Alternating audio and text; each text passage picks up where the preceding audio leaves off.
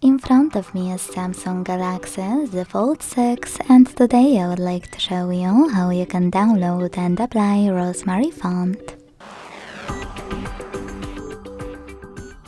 All you need to do is open Settings and click on Display. Over here to access font size and style.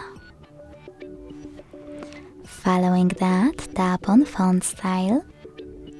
Select Download Fonts and click on this icon next to Rosemary 1, or tap on Rosemary 1 and hit Install.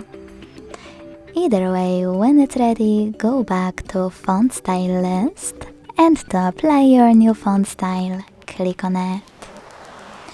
Thanks so much for watching. If you enjoyed this video, leave a like, comment and subscribe. Bye!